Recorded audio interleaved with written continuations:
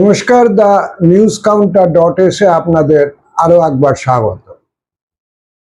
Cockroach পার্টির আজকের সংসদ অভিযানকে কেন্দ্র করে যা যা ঘটেছে আপনারা ইতিমধ্যে যারা উৎসুক তারা সকলে জেনে গিয়েছেন।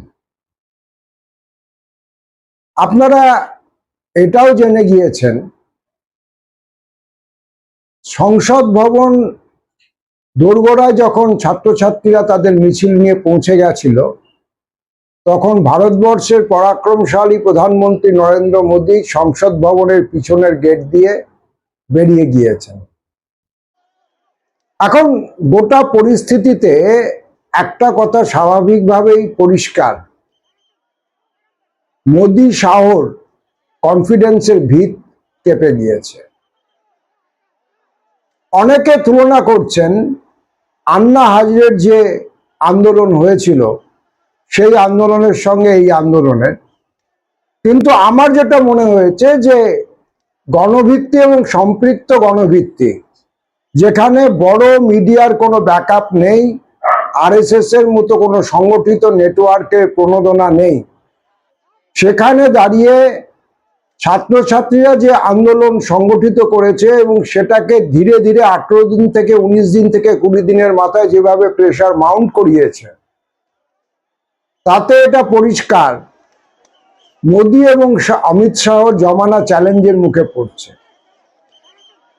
অনেকে এটা বলছেন যে এটার মধ্যে ডিপ স্টেটের ব্যাপার আছে, অমুক আছে, তমুক আছে, কিন্তু যেভাবে হাজারে হাজারে ছেলে মেয়ে রাস্তায় নেমে এসেছে, সেখানে একটা জিনিস আড়াল করা কোনোভাবেই যাবে না। ছাত্র যুবদের আজকে তাদের নিজস্ব আশা আকাঙ্ক্ষা অ্যাসপিরেশন একটা গভীর সংকটের মধ্যে রয়েছে এবং তারই ক্রোধের বিস্ফোরণ আজকে দিল্লির রাজপথে আছড়ে পড়েছে। একটা অহিংস আন্দোলন কতটা শক্তিশালী হতে পারে আজকের এই নতুন সহস্রাব্দেও, সেটা আরো একবার আমাদের রাজধানীর রাজপথে প্রমাণিত। এখন এখানে মোদী শাহর ভয় পাওয়ার জায়গাটা মূলত কোথায়? মূল জায়গা হচ্ছে, এটা আপনারা সকলে খেয়াল করেছেন নিশ্চয়ই, বিশেষ করে যারা বডি পলিটি নিয়ে একটু চিন্তা ভাবনা করেন। একটা রাজত্ব বা জমানা সেটা যখন টিকে থাকে, সেটা শুধুমাত্র ভয় ত্রাসের উপর দাঁড়িয়ে টিকে থাকে না, সেটা তার অনুকূলে একটা সম্মতির নির্মাণ করতে সক্ষম হয়। চমস্কির খুব বিখ্যাত কথা, ম্যানুফ্যাকচারিং কনসেন্ট। 2014 এবং 2019-এ মোদী শাহরা এই কনসেন্ট ম্যানুফ্যাকচারের জায়গাটাতে যথেষ্ট সাফল্য এবং মুনশিয়ানার পরিচয় দিয়েছে।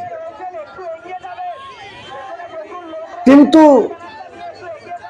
আমরা প্রথম ব্রেক থ্রু দেখতে পাই কৃষক আন্দোলনকে কেন্দ্র করে।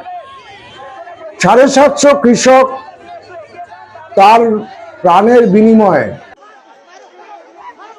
1.5 বছর ব্যাপী একটানা নজিরবিহীন রাজধানীকে ঘিরে বসে থাকার বিনিময়ে ভারতবর্ষের কৃষকরা এটা প্রমাণ করে দিয়েছিল মোদীকেও পিছু হটতে বাধ্য করা যায়।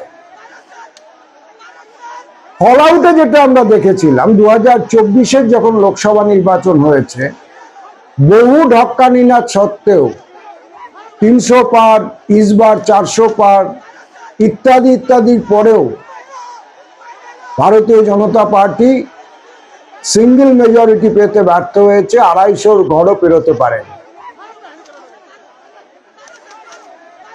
এখন বিষয়টা হচ্ছে এটা, কৃষকদের যে আন্দোলন সেটা একটা নির্দিষ্ট বর্গের আন্দোলন ছিল। কৃষকদের মধ্যে যে নানা শ্রেণী আছে তাদের সমষ্টিগত একটা সত্তার প্রতিনিধিত্ব নিয়ে একটা সামগ্রিকভাবে কৃষক বর্গের আন্দোলন ছিল। কিন্তু ছাত্র যুবদের যে আন্দোলন সংগঠিত হয়েছে, এটা কোনো নির্দিষ্ট শ্রেণীর আন্দোলন নয়, সমাজের বিভিন্ন ওয়ার্কসের বিভিন্ন স্তরের মধ্যবিত্ত, নিম্নবিত্ত, উচ্চবিত্ত বিভিন্ন ঘরের ছেলে মেয়ে ছাত্র যুবরা এই আন্দোলনে সামিল হয়েছে। কারণ একথা ঠিক যে এদের কোনো র্যাডিক্যাল দাবি দাওয়া ছিল না।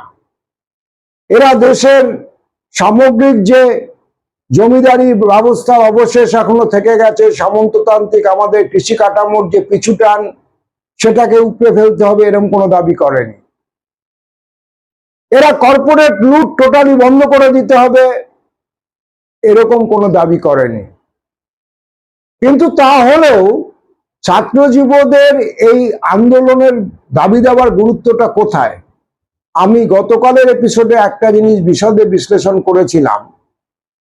ছাত্র যুবদের আন্দোলনের দাবি দেওয়ার গুরুত্বটা এখানে, এই দাবিগুলো ছাত্রছাত্রীদের উঠে এসেছে আমাদের সমাজ কাঠামো, আমাদের রাষ্ট্র কাঠামো, উদার অর্থনীতির উপর গড়ে তোলা যে নতুন অর্থ ব্যবস্থা, তার মধ্যে যে অজস্র অসঙ্গতি এবং ভ্রান্তি, ভোগবাদ নতুন প্রজন্মের সামনে যে গাজর ঝুলিয়ে দিয়েছে, তারা আজকে এসে বুঝে গেছে যে ওটা ধোকার টাটি। বাজারে কাজ নেই। আমাদের দেশে 63% জনসংখ্যার হচ্ছে যুব সমাজ। এই যুবকদের 15% কাঠ বেকার। ইঞ্জিনিয়ারদের মধ্যে 75% বিটেক প্লেসমেন্ট পাচ্ছে না। এমবিএ দের মধ্যে 50% প্লেসমেন্ট পাচ্ছে না। এই তথ্যগুলো শুধুমাত্র তথ্য নয়, এই তথ্যগুলোর সঙ্গে লক্ষ লক্ষ ছাত্র যুবর আশা ভঙ্গের কাহিনী জড়িয়ে আছে। যে আশা এবং স্বপ্নের নির্মাণ আমাদের এই বিদ্যমান সমাজ কাঠামো, তার যে কনজিউমারিজমের ভোগবাদী সংস্কৃতি এবং উদার অর্থনীতি, এই স্বপ্নের দিকে তাকে ঠেলে দিয়েছিল। আজকে তারা দেখেছে যে এই বাস্তব অবস্থাতে স্বপ্ন এবং জমিনি ছাঁচের মধ্যে বিরাট পার্থক্য শুধু নয়, গোটা ব্যবস্থাটা একটা ভ্রষ্ট ব্যবস্থার দিকে এগোচ্ছে।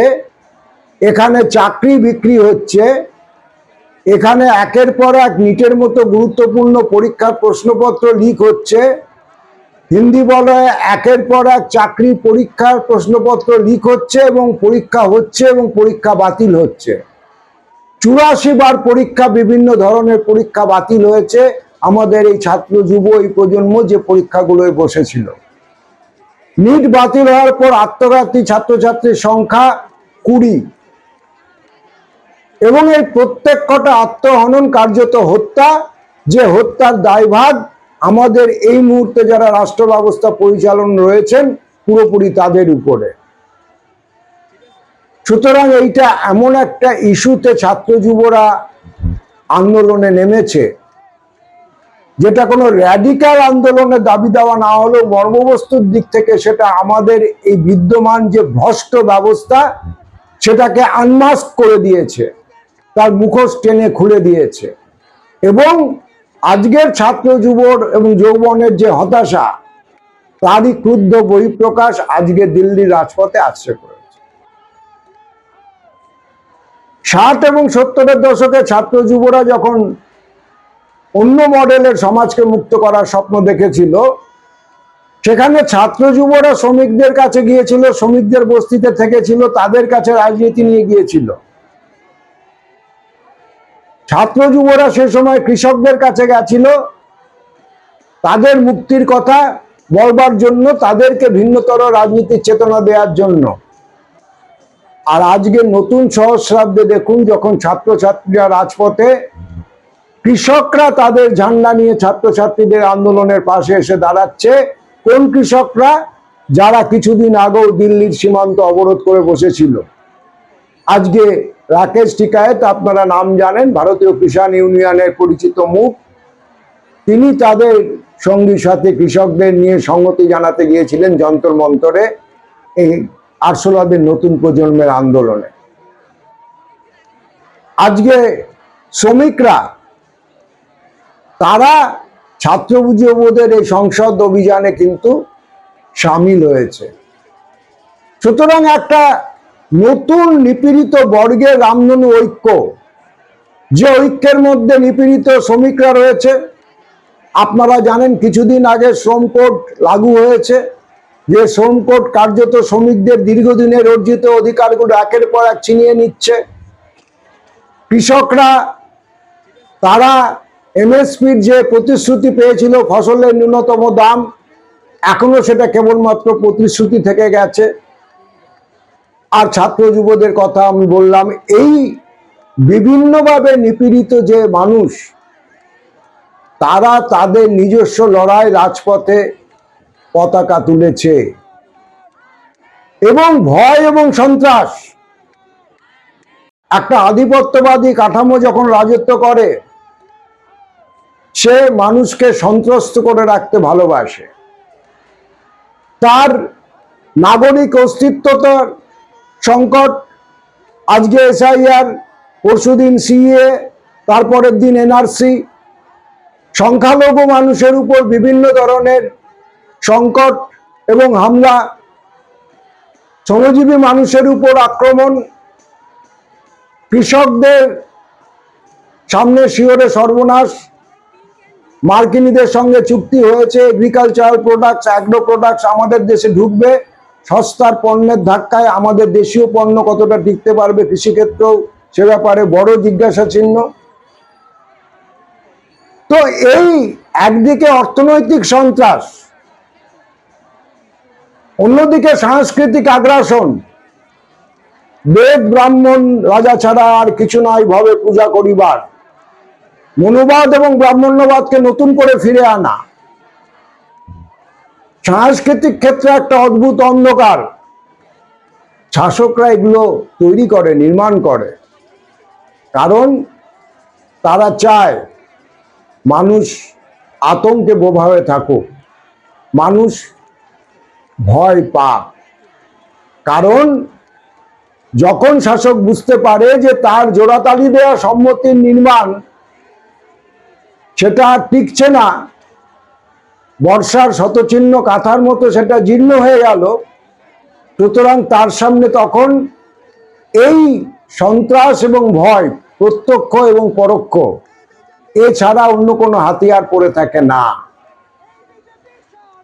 কিন্তু যখন শাসক দেখে হাজার হাজার ছাত্র যুবক এবং তাদের অধিকাংশই হিন্দি বলয় থেকে আসা, যে হিন্দি বলয় আজকের যে আধিপত্যবাদী সাংস্কৃতিক শাসক গোষ্ঠী, যেটাকে তাদের স্ট্রংহোল্ড বলে মনে করেছে, সেখান থেকে তারা যখন উঠে এসছে আমাদের নবারুণ ভট্টাচার্যের ফ্যাতারুর মতো, তখন তারা ভয় পেয়ে যায়। আজকে নরেন্দ্র মোদীর সংসদ ভবন থেকে পিছনের গেট দিয়ে বেরিয়ে যাওয়া, এইটা শাসকের প্রতীকী পরাজয়, এটা শাসকের ভয় পাওয়ার একটা প্রতীকী বহিঃপ্রকাশ, এবং সেই জন্য এটা গুরুত্বপূর্ণ। আমি আপনি যদি খেয়াল করতে পারি, তাহলে শাসকরাও নিশ্চয়ই খেয়াল করছেন যে এদের পিছনে বড় কোনো সাংগঠনিক তৎপরতা নেই। রাজনৈতিক দলগুলো এদেরকে সমর্থন দিয়েছে অনেক অনেক পরে, একমাত্র বামপন্থীরা প্রথম দিন থেকে এদের সঙ্গে মাটি কামড়ে পড়েছিল ক্যাম্প করে। আপনারা জানেন এআইএস এর 3 জন ছাত্রছাত্রী অনশন করছিল, তারা আজকে অনশন তুলেছে। এআইএসএফ এর 3 জন তারা অনশন ভাঙতে রাজি হয়নি, পুলিশ তাদের তুলে নিয়ে গেছে, গ্রেপ্তার করেছে। তো এই বামপন্থীরা বাদ দিয়ে অন্য কোনো বড় সংগঠিত শক্তি এদের পিছনে প্রথম দিকে দাঁড়াচ্ছিলও না। তারপরে যখন তারা দেখেছে এটা স্নোবল হতে হতে এইরকম একটা মোমেন্টাম গেইন করেছে, এবং আপনারা প্রত্যেকে ছবিতে দেখেছেন আজকে তুমুল বৃষ্টির মধ্যে কোনো পরোয়া না করে পুলিশের ব্যারিকেড টপকে ছেলেমেয়েরা ছুটছে, তাদের হাতে ভগৎ সিং এবং আম্বেদকরের ছবি। এই ছবিটাকে শাসকরা ভয় পেয়েছে, এবং শাসকদের আসল ভয় এইটা যে এই দৃষ্টান্ত যদি মানুষের কাছে উঠে আসে, যাদেরকে আপনারা গদি মিডিয়া বলেন, তারা চেষ্টা করেছিল এই ছবি দীর্ঘদিন ব্ল্যাকআউট করতে, কিন্তু সত্যিকারের গণমাধ্যম, সমাজ মাধ্যমে উঠে এসেছে হাজার হাজার আন্দোলনকারী নিজেদের মোবাইল থেকে তারা ছবি আপলোড করেছে।